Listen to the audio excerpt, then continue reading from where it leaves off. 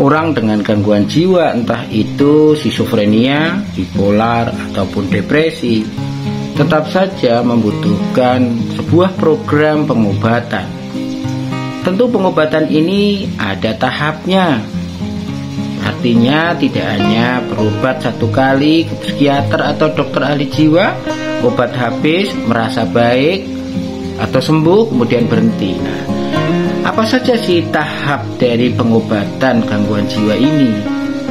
Tentu teman-teman yang sudah menderita gangguan jiwa atau pernah dirawat di rumah sakit jiwa atau pernah berobat ke psikiater, tentu penting informasi ini, termasuk bagi keluarga atau caregiver. Tentu penting banget mengetahui tahap dari proses penyembuhan. Seperti kita ketahui bahwa kesembuhan orang dengan gangguan jiwa tentu diharapkan tidak hanya keluarganya atau yang menderita gangguan jiwa itu, tapi juga pemerintah. Kenapa ya? Dengan menderita gangguan jiwa, hampir semua menjadi tidak produktif, sehingga menggantungkan bantuan dari pemerintah, termasuk jaminan kesehatan BPJS untuk obat rutin. Sehingga pengobatan yang paripurna atau komprehensif itu menjadi sangat penting. Memang ada faktor yang sangat-sangat mempengaruhi kesembuhan orang dengan gangguan jiwa, entah itu skizofren ataupun bipolar, yaitu insight atau tilikan diri. Kebanyakan orang dengan gangguan jiwa itu mempunyai tilikan diri yang jelek, tidak menyadari dirinya sakit, tidak membutuhkan obat, bahkan tidak mendukung program pengobatan. Nah, kalau sudah seperti ini ya pasti membutuhkan peran dari keluarga dan tenaga kesehatan terdekat, yaitu FKTP. Nah, tentu untuk menyadarkan orang yang tidak menyadari dirinya sakit dan butuh obat menjadi sadar memanglah tidak mudah. Karena apa? Tentu membutuhkan psikoterapi khusus atau pendekatan psikoterapi. Karena dengan minum obat rutin saja tidak akan bisa merubah penerimaan seseorang terhadap penyakitnya. Mungkin saja dia mau minum obat, tapi kan disuruh atau dibimbing oleh keluarganya. Andai saja keluarga itu tidak membimbing atau tidak mendampingi, bisa jadi ya putus obat dan kambuh lagi. Sehingga penerimaan terhadap penyakit ini menjadi sangat penting. Betapa dia harus tahu kondisinya, kenapa sampai mengalami gangguan jiwa, kemudian menyadari bahwa apa yang dialami ini sebuah masalah dan tentu harus diatasi. Kalau tidak atasi, mungkin akan ada dampaknya baik secara sosial maupun secara pekerjaan atau kegiatan harian. Sehingga tentu penerimaan ini menjadi sangat jauh lebih baik. Nah, ketika penerimaannya baik, maka dia akan bisa dibantu untuk mengenal hal-hal positif atau nilai-nilai yang dimiliki oleh ODGJ itu atau orang dengan gangguan jiwa itu untuk sembuh. Baik itu dari dirinya sendiri, pendidikannya, umurnya, kemudian pekerjaan, ya mungkin dia sudah menikah atau keluarga atau teman, ya atau hobi yang mendukung ke arah pengobatan. Jadi itu harus dikenali. Supaya apa? Supaya bisa berkomitmen terhadap pengobatan. Apa saja yang harus dilakukan? Nah, tentu syarat pertama ini jika dipenuhi bisa lanjut ke tahap berikutnya.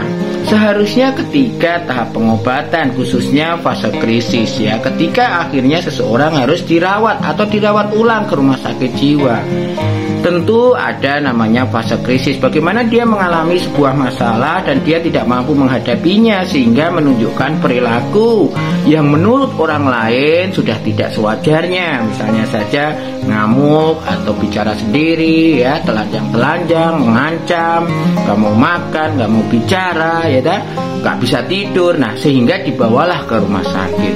Setelah di rumah sakit tentu diobati dengan dosis pengobatan karena memang masih fase krisis.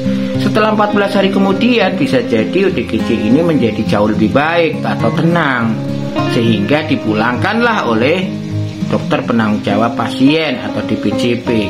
Nah, tentu tidak berhenti begitu saja. Seharusnya ketika tanda gejala yang membuat dia masuk dalam fase krisis itu hilang, maka harus diiringi dengan kemampuan.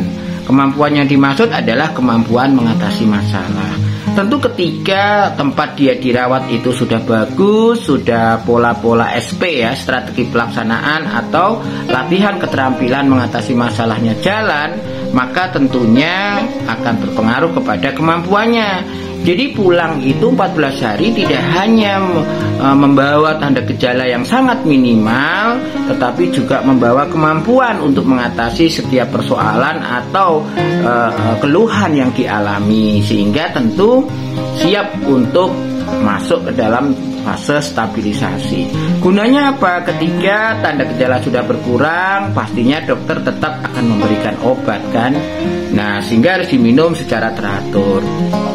Tetapi kan lama-lama ketika kondisinya sudah membaik, gejalanya sangat minimal, pasti dokter itu akan menurunkan dosis obat, nggak mungkin tidak. Sehingga akhirnya yang bisa diandalin adalah kemampuan mengatasi masalah, kemampuan menghadapi keluhan atau gejala penyakitnya, tentu tanpa obat. Sehingga perawat ketika di rumah sakit perlu melatih keterampilan coping. Dan tentunya keluarga juga harus dikasih tahu apa yang harus dilakukan terhadap ODGJ-nya supaya tidak kambuh lagi selain minum obat.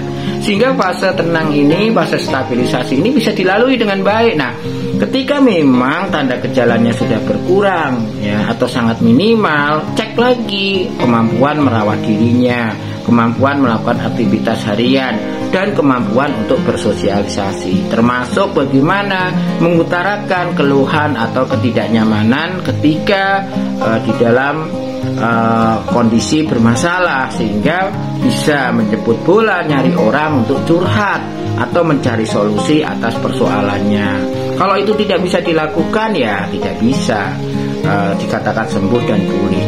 Setelah dia bisa memanfaatkan hari-harinya dengan baik, pengisian waktu luangnya baik, maka orang sudah tentu kepikiran bahwa mungkin dia butuh kerja, butuh menikah, ya, butuh sekolah lagi mungkin, sehingga perlu program rehabilitatif. Nah, tentu tahap ini menjadi tahap yang paling sulit karena biasanya belum sampai ke tahap rehabilitatif sudah kambuh lagi. Akibat apa? Putus obat. Itu saja yang bisa Bang Teh sampaikan. Semoga manfaat dan bisa memberikan wawasan tidak saja bagi keluarga, tapi juga bagi orang dengan gangguan jiwa sendiri ataupun bagi tenaga kesehatan yang melihat video ini. Oke, sampai jumpa di video berikutnya.